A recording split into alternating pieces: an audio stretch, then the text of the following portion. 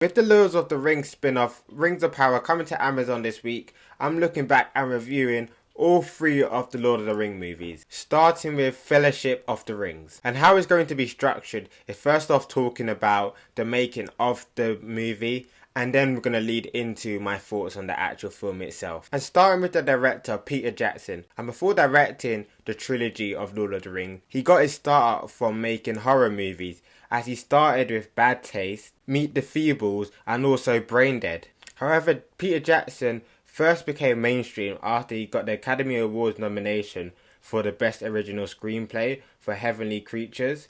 And once he became mainstream, made the movie The Frighteners. And Peter Jackson's experience with the Lord of the Rings book and the movie in general. As he said, I read the book once when I was 18 and I was inspired to pick up the book after watching Ralph Banshee's animated version in 1979. And I thought no one made a live action version, but you cannot just make one film of it, you have too much loose material. And from there, that's said to have given him the inspiration to start directing the Lord of the Rings franchise.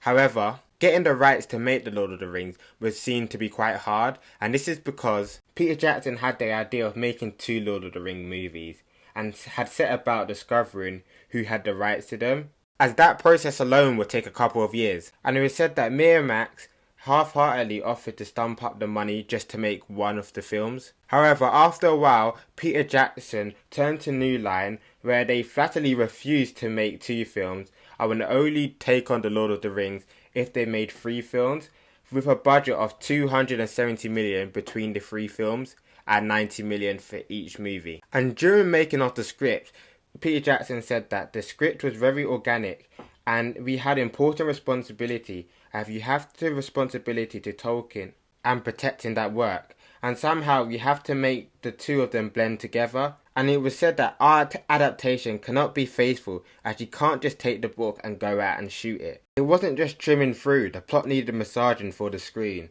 For starters, the book is very boyish and the female characters are marginal at best. And lastly, looking at the casting, Sean Connery was seen to play Gandalf, with Peter Jackson wanting to work with Sean Connery, and it was seen that Sean Connery was too Sean Connery to be Gandalf, and instead they chose to go with Sir Ian McKellen. And when looking to cast the Hobbits originally, the idea was that the Hobbits will all be played by British people.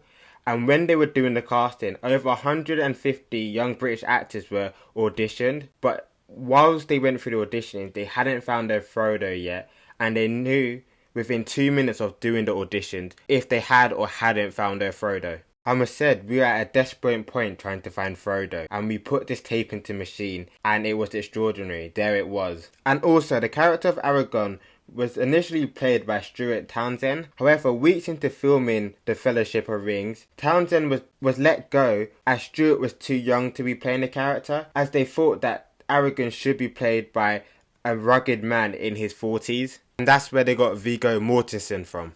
And getting into my thoughts on the actual movie, and what he done really well was getting us to believe in Middle Earth and the world that he was building, as us as an audience can only really get invested in something if you believe in it.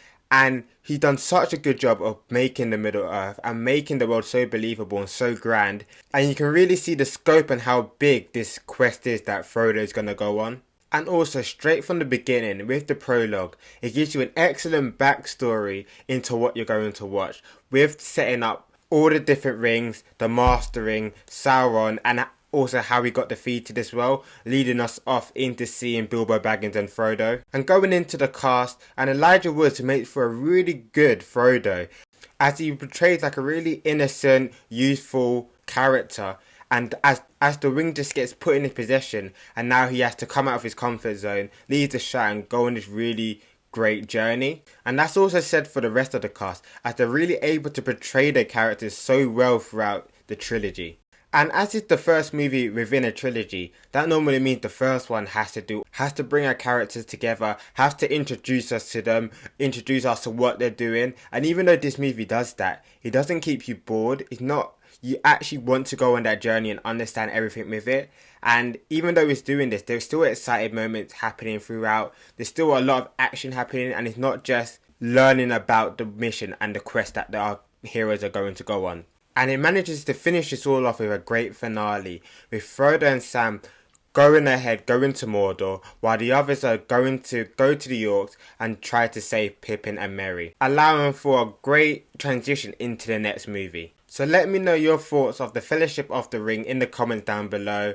And also I want to know your thoughts on the upcoming TV show, The Rings of Power, and what your thoughts are on the trailer so far. And also, are you excited about it? As I know there's been quite a lot of different opinions on what we've seen of the show so far. So let me know your thoughts down below.